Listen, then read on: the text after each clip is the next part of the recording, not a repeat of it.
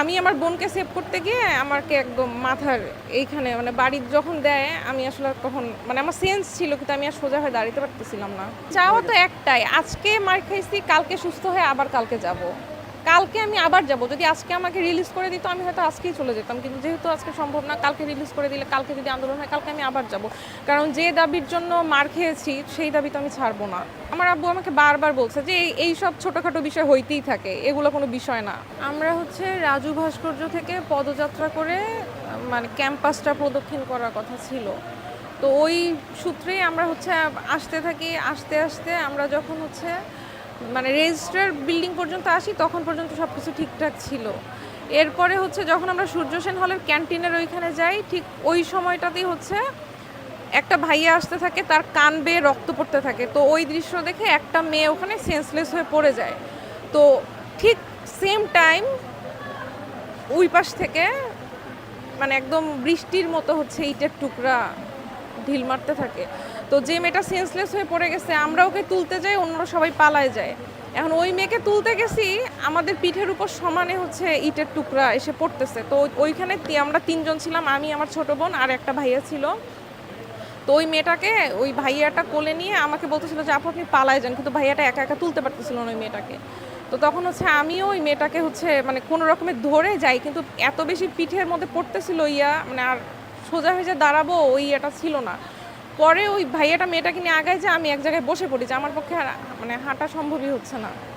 পরে আমার বোন আমাকে নিয়ে বলে যে আপু এখানে থাকিস না, এখানে থাকলে মরে যাবি। পরে ও আমাকে নিয়ে ভিসি চত্বরের মেইন রোড পার হয়ে ওই পাশে আমরা যাই। তো ওখানে একটা বাস দাঁড় করানো ছিল, তা আমাদের যারা অন্য ছিল কোটা আন্দোলনের, তো ওই ভাইয়ারা বলে যে আপু আপনারা হচ্ছে এখানে নিরাপদে আশ্রয় নেন, ওই দাঁড়ানো বাসটার পেছনে।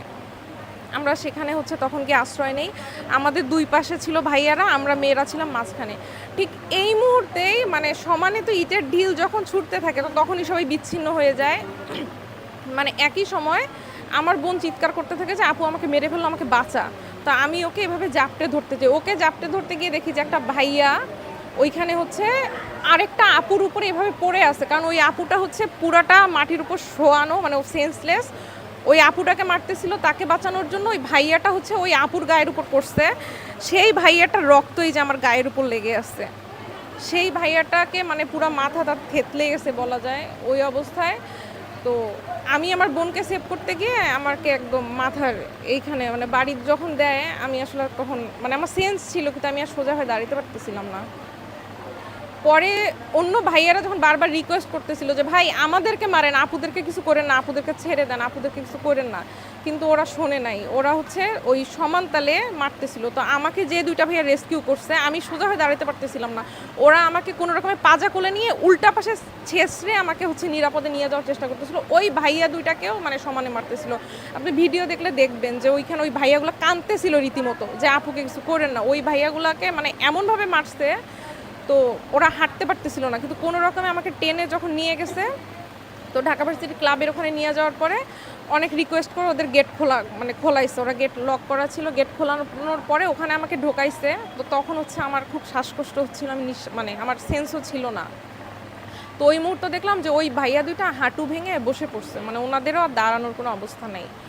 এই অবস্থায় আমার যখন একটু সেন্স ফিরছে তো তখন হচ্ছে ঢাকা ভার্সিটির একজন প্রফেসর, মানে নাম জানি না, উনি এসে মানে উনি আসলে একটু খুব মানে চেষ্টা করছে আমাদেরকে মানে হেল্প করার। তো উনি হচ্ছে একটা রিক্সা ডেকে আমাদেরকে ওখানে উঠাই দিয়ে উনি পেছন পেছন এসে আমাদেরকে মানে ঢাকা মেডিকেল পর্যন্ত নিয়ে আসে। কিন্তু আসলে ওই রিক্সায় ওঠার পরেই আমি আসলে সেন্স হারাই ফেলে, আমার প্রচণ্ড শ্বাসকষ্ট হচ্ছিল তখন। চাওয়া তো একটাই, আজকে মার খাইছি, কালকে সুস্থ হয়ে আবার কালকে যাব। কালকে আমি আবার যাব। যদি আজকে আমাকে রিলিজ করে দিত আমি হয়তো আজকেই চলে যেতাম, কিন্তু যেহেতু আজকে সম্ভব না, কালকে রিলিজ করে দিলে কালকে যদি আন্দোলন হয় কালকে আমি আবার যাব। কারণ যে দাবির জন্য মার খেয়েছি সেই দাবি তো আমি ছাড়বো না, সেই দাবি তো আমি কোনোভাবেই ছাড়বো না। দরকার হলে রক্ত দিয়ে মানে নিজেকে সব শেষ করে দিব, কিন্তু আমি তো এই দাবি ছাড়বো না। কালকে আমি আবার যাব। ইভেন আমার ফ্যামিলিও আমাকে সাপোর্ট করছে। আমার আব্বু আমাকে বারবার বলছে যে এই সব ছোটোখাটো বিষয় হইতেই থাকে, এগুলো কোনো বিষয় না। আমার মাথায় হাত বোলা এটাই বলে গেছে।